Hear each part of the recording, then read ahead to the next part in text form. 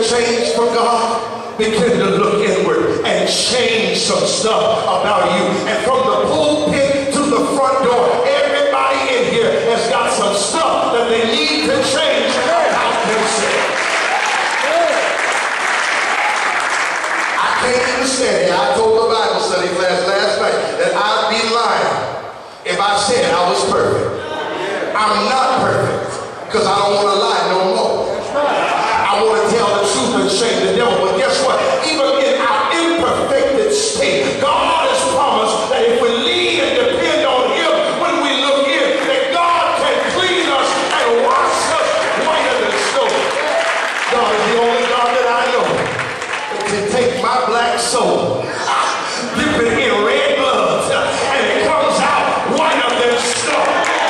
God is the only God I know that can take the muck and miry of my life in the midst of the stench of my life and pick me up, turn me around, and make me into who he wants me to be. When nobody else wanted to be bothered with me, God said, I love you. I desire you. I want you for the journey. But the next step, beloved, before you cross over in the next 15 minutes, is you've got to look in. But then, beloved, not only must you look in, but you also must look up.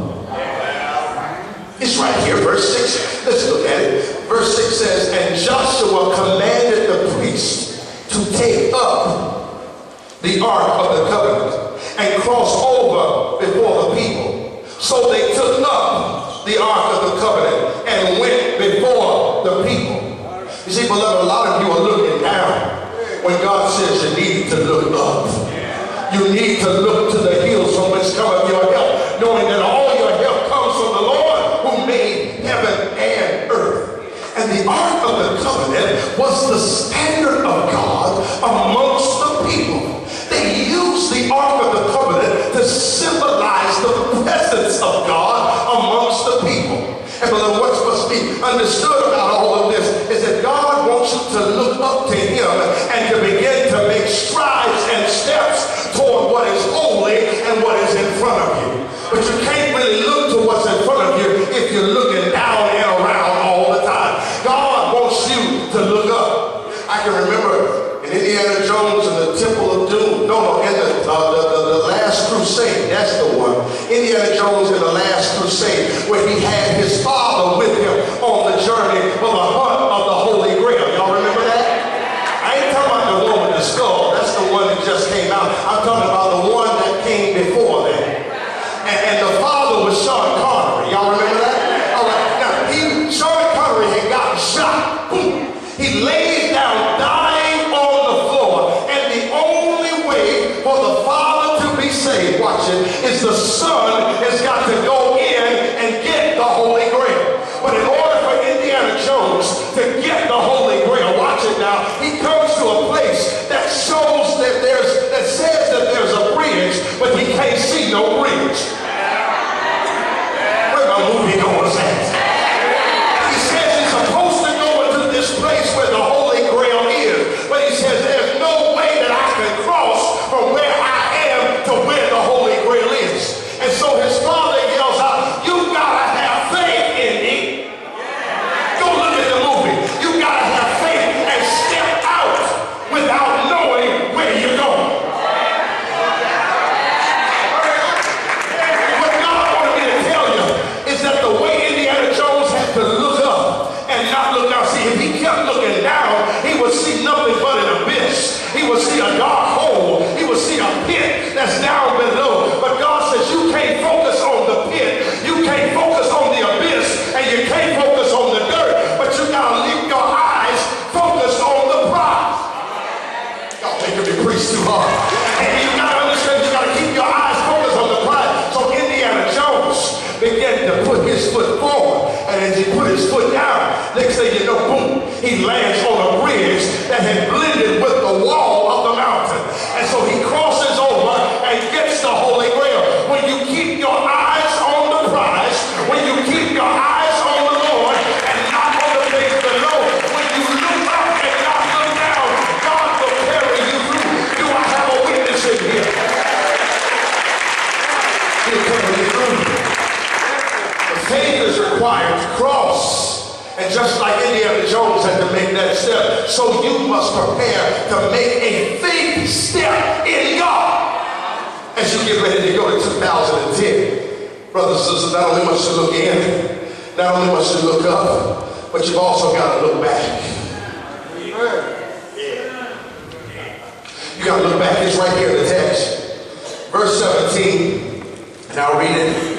It says, the priest, watch it, who carried the ark of the covenant of the Lord stood firm on dry ground. Where? In the middle of the Jordan. Watch it.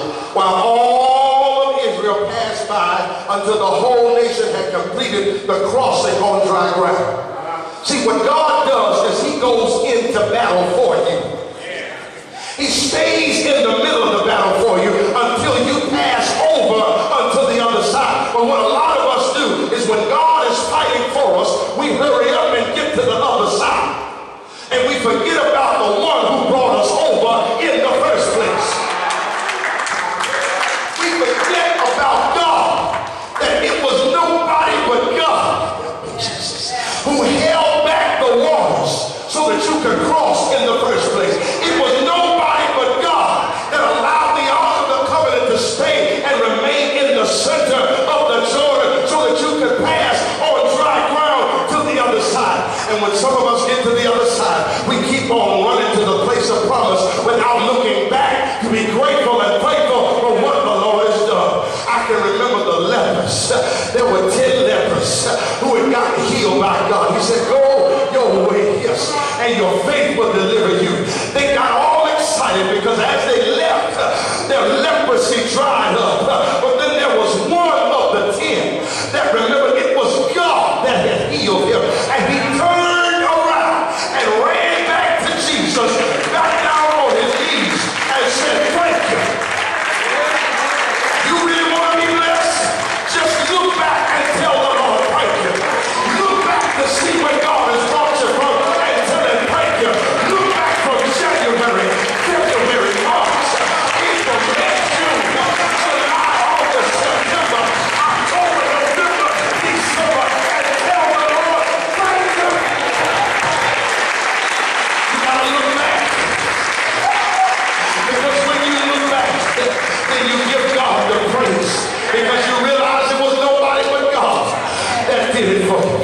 When you look at Israel's history, you will see that they were delivered from the Red Sea. Now notice the difference between the Red Sea and the Jordan. Moses was on the run from the place of Egypt, and Pharaoh and his chariots were pursuing right behind him. The people of Israel had mountains all on the side of them and the Red Sea in front of them. But look at what God does in the midst. God says, the enemy that you see right now, you will see them no more. And he says, now stand still, God help me, and see the salvation of the Lord. Anybody remember when you had to stand still and see the salvation of God? You didn't know how you were going to make it over, but it was nobody but God that brought you through. You didn't know how you would make it through, but God says, I've got a way made for you if you just stand firm and believe in me, because I am God. Now watch it. Now here's the difference. The Jordan is a small body of water.